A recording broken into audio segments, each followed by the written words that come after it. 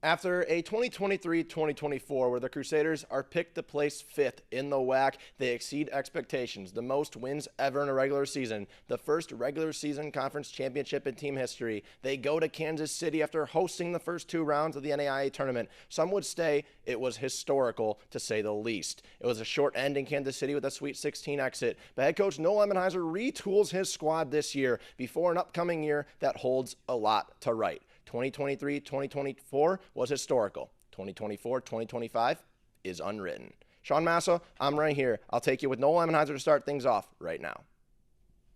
Sean Massa joined first by head coach Noel Emenhiser. Coach, let's go back to last year. Let's start at the very beginning. You're picked fifth in the preseason poll in the conference. You end up having the greatest season this program's ever had. What was that like for you as a coach, seeing your group of guys just go through adversity? Everyone picked against you, and you just completely destroyed expectations.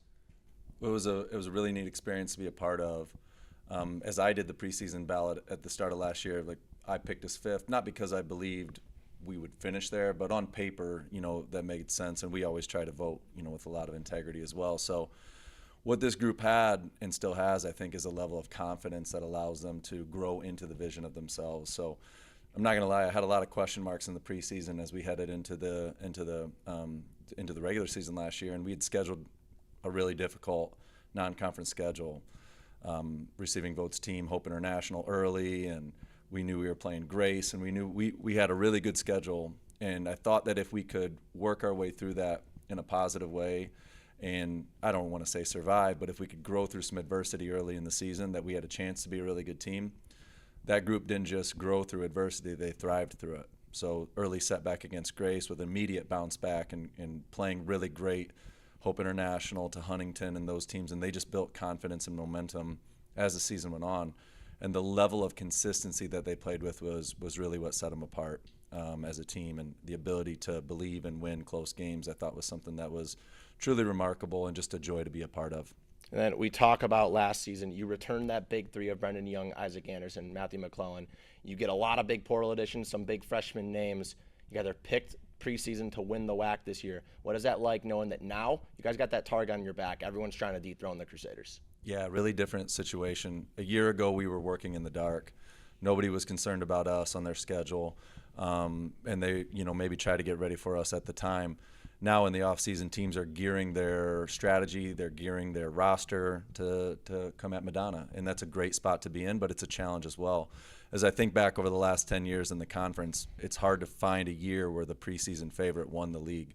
So that expectation is something that we have to embrace and we have to prepare for. That challenge, that knowing that we're going to be a big game for a lot of other schools, is something that we have to really lean into and be prepared to be at our best every single night, because we know we're going to see our opponent's best. And then we talk about last season, you graduate two of your bigger shooting threats, but also two of your biggest leaders on the court, Ryan Nunn, Devin Dunn, two big-name seniors in the backcourt. How do you as a coach, go about not only replacing the shooting on the court, but the leadership that some people might not see? Yeah, great question. In a lot of ways, those two players are not replaceable. And the year before that, with a great senior class, another group of irreplaceable seniors, and the year before that, irreplaceable seniors. And I think maybe the thing I'm most proud of in our program is that each year we graduate these players that you can't replace, and the next group steps in and becomes irreplaceable in their own right. So our challenge is going to be to authentically allow this group of seniors to be the best possible leaders they can be, put them in a position to be successful as players. But they're not going to do it the same way that Devin Dunn and Ryan Nunn did, and I don't think anybody can. So we've got to find a way to help this group to be just as successful or more successful than the previous groups. And now we talk about this group, some big portal additions, some big freshman names, and obviously the big names returning. Some may call this the deepest team you've had in your coaching career. How does having that immense depth change your coaching style and your rotation management throughout the year? Yeah, we want to put this group in a position where it can be on its best each and every night, but then also as we grow through the season, we want to be our best in March. So we're going to try to put our players in the best possible position to succeed, and we do have the ability to play a little deeper, I believe, this year. So I hope that we can play really hard. I hope that we can use that depth to hopefully wear down opponents throughout the course of a game, but then for also our sake to stay healthy, fresh as the season moves on. But that will be a challenge. Guys are going to have to be willing to make some sacrifices in terms of minutes and potential outward production and what the outside world looks or thinks about when they look in. So that's always a challenge with a experienced, quote unquote, talented and deep team, is making sure that our expectations are being fulfilled and matched internally so that we can get the best out of the group. And we talk about expectations. Last year, exceeded all. You go to the Sweet 16. You go to Kansas City for the first time ever. How have you seen this program grow back from your playing days to now here in 2024? Yeah. Well, in the early 2000s, we were a very much different program than we are today. We had great players, great people, but now we have an entire community. Our coaching staff is aligned and organized and provides great perspectives. Our boosters and alumni are so supportive and giving back and supporting the program. And the community rallies around the things that we've built and done, and we've become an attractive place to play and a place that students can come and learn and grow as human beings, but then also find a lot of success on the basketball court. So I'm really proud of that foundation that was here in the early 2000s and the people that were involved. But the countless hours of work and dedication and the people buying in and believing and pouring into our program have really allowed us to be a recognizable program around the NAIA and a staple in the WAC. And it's just something that we're really proud of. And the entire group that's worked together to put Madonna basketball in the position that it is something that I'll be forever grateful for. I'm going to throw you a bit of a curveball here. After all the expectations last year, exceeding them all and getting places you've never been before with your teams, does that change anything for this year? Not at all. We have to start the process completely over. We have to work to make this a connected and selfless team. We have to approach it with a day-by-day commitment to the things that we know drive success. The expectations are just as high this year as they were last. In our own mind, we set ambitious goals, and then we work day to day to make those a reality. So we're going to keep doing the same things that we've done, hopefully do it a little better. I hope that I can grow as a leader and as a coach to help put this group in a position to reach their potential. And ultimately, we want to make this the greatest year of Madonna basketball, but not just from a wins and losses perspective, but from the experience and the enjoyment and the time that we get to spend together. So we're really excited about the year. It's been so much fun already, and we're looking forward to making each and every day from now until we hope Kansas City as fun as it possibly can be as well. Thank you so much, Coach. That's Coach Noel Emmenizer talking about the upcoming 24-25 season. The Crusaders trying to defend their throne as regular season champions. We'll kick it to the on-the-court action. The leading scorer from last year, Brendan Young. We'll start off the on-the-court action with Brendan Young. Brendan, first 2 years here, pretty darn good, if you have to say so. You guys had a lot of success. You were a good part of that team. Last year, some seniors graduate going to the year, and you have an even bigger role. What was that like for you, seeing your game just blossom as a whole, but also just seeing your game on the court just take another level? Yeah, I mean, my first 2 years, we had some pretty good guys, as you guys know. I didn't really have – I had a big role, but I was just, rebound, catch and shoot when I needed. And then I knew going into last year that I was going to need to, up my game a little bit, have a bigger role on offense especially.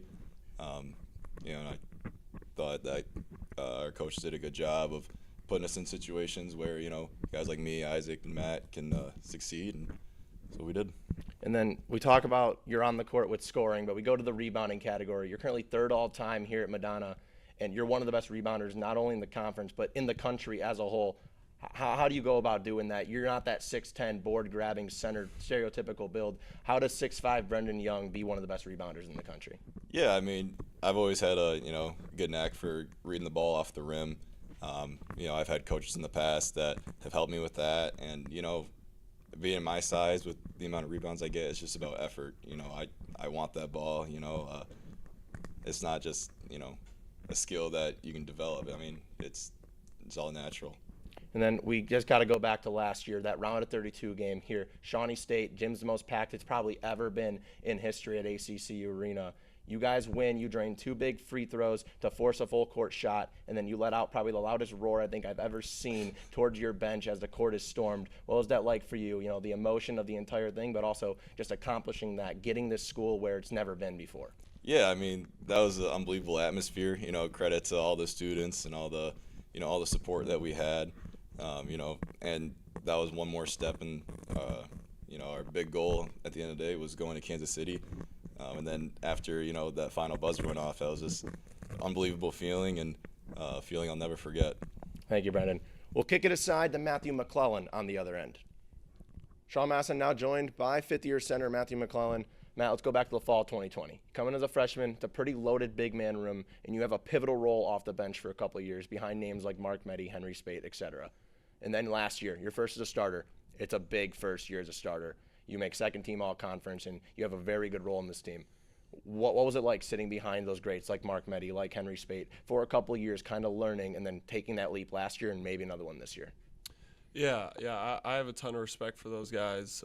Can't say enough about Mark and Henry and all the things that they taught me. And I feel like those guys knew that I'd have a role in the future, and they did everything they could to prepare me.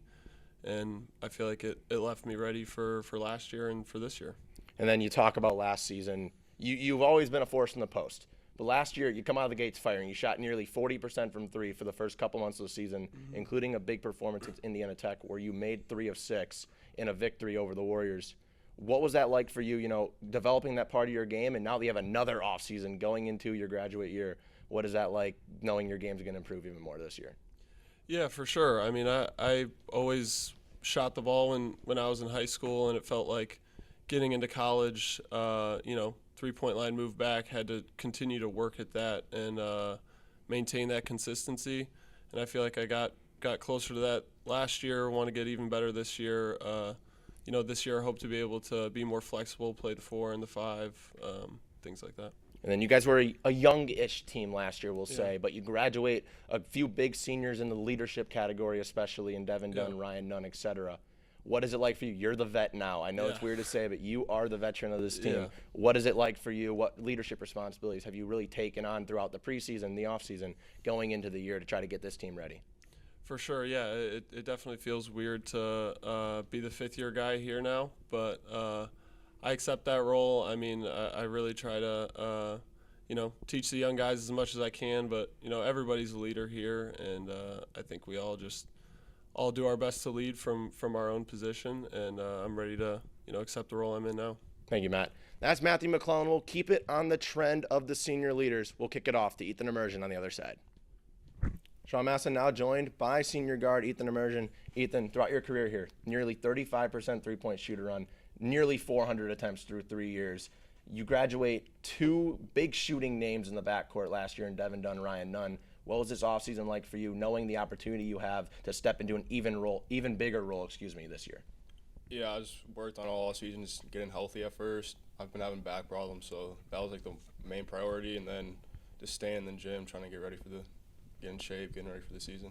And then you guys last year had a really good year. You accomplished some things that this program has never accomplished before. What was that like? For you? You come in here as a freshman. You guys have pretty good seasons here and there, but last year just take a big leap. What was that like for you last year, just to see that leap happen? I mean, it was just great to see like all the work we've done, just the process we do.